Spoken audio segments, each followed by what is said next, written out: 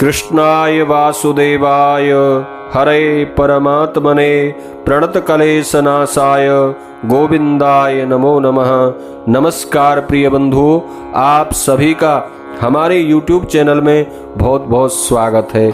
आज के इस वीडियो में आप श्रवण करेंगे निर्जला एकादशी व्रत की कथा।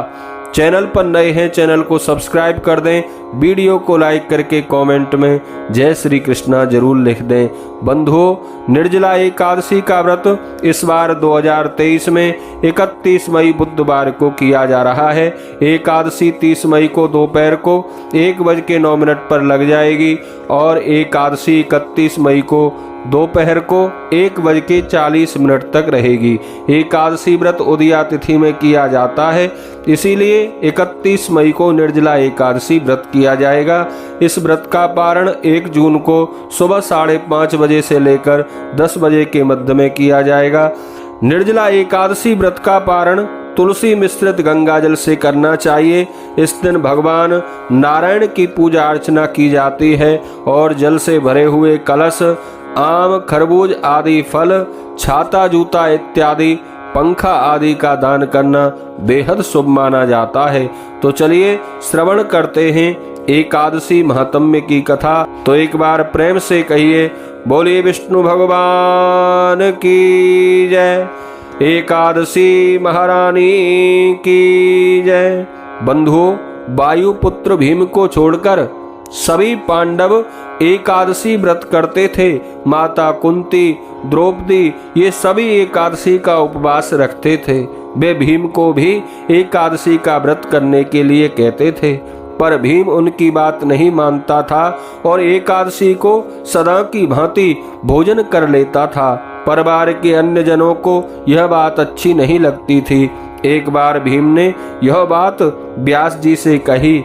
वह बोले, पितामह, भ्राता युधिष्ठिर, माता कुंती, द्रौपदी, अर्जुन, नकुल और सहदेव ये सभी एकादशी के दिन व्रत रखते हैं और ये सब मुझसे भी एकादशी को अन्न ना खाने को कहते हैं, परंतु मैं उनसे सच्ची बात कहता हूँ भाई, मैं भक्ति पूर्वक भगवान की पूजा अर्चना कर सकता हूँ।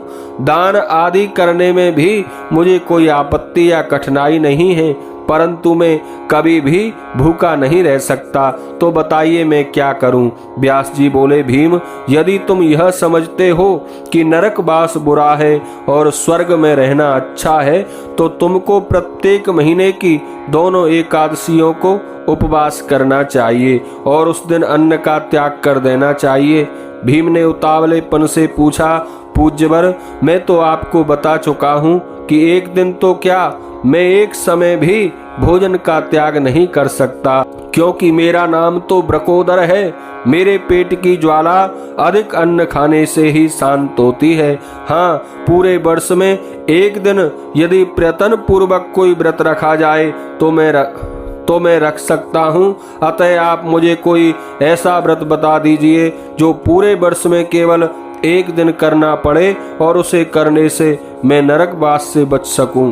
व्यास जी भीम की बात सुनकर कुछ सोचने लगे, फिर बोले, वायुनंदन, वृष या मिथुन की संक्रांति में ज्येष्ठ मास के शुक्ल पक्ष की एकादशी पड़ती है। उस एकादशी को निर्जला एकादशी कहते हैं।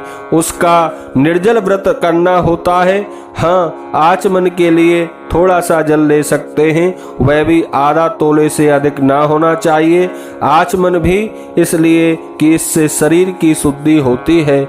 6 मासा जल से अधिक का सेवन शराब पीने जैसा है। इस तिथि को भोजन नहीं करना चाहिए, इससे व्रत खंडित हो जाता है। सूर्य उदय से सूर्यास्त होने तक यदि मनुष्य जल ना पिए तो उसका 11 एकादशियों के व्रत के बराबर पुण्य का फल प्राप्त होता है। द्वादशी के दिन सूर्य उदय से पूर्व ही जग जाना चाहिए। इस दिन स्नान आदि से निवृत्त होकर भूखे ब्राह्मण को भोजन करा देना चाहिए। ब्राह्मण भोजन के बाद स्वयं भी भोजन कर लेना चाहिए। व्यास जी ने अपने कथन की पुष्टि के लिए कहा, हे वत्स भीमसेन, मुझसे स्वयं भगवान ने कहा था कि निर्जला एकादशी के व्रत का पुण्य सभी तीर्थों के कर लेने और बहुत सा दान देने के बराबर होता है। एक दिन निर्जला व्रत करने से मनुष्य सभी पापों से छुटकारा पा लेता है।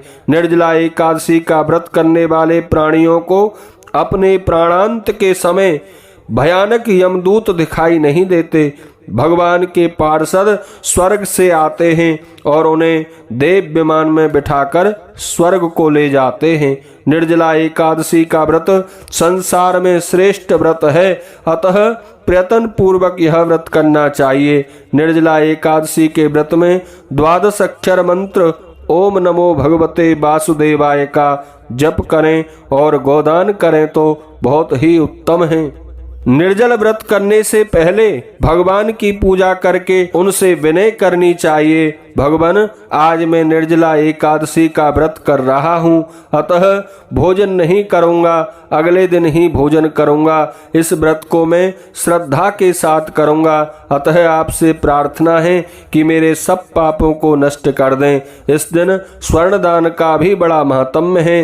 इस दिन तप, यज्ञ, पूजा आदि करने से जो फल प्राप्त होता है वह इतना अधिक होता है कि उसका वर्णन नहीं किया जा सकता। इस व्रत को करने वाला मनुष्य सदा के लिए वैकुंठ में अपना स्थान सुरक्षित कर लेता है।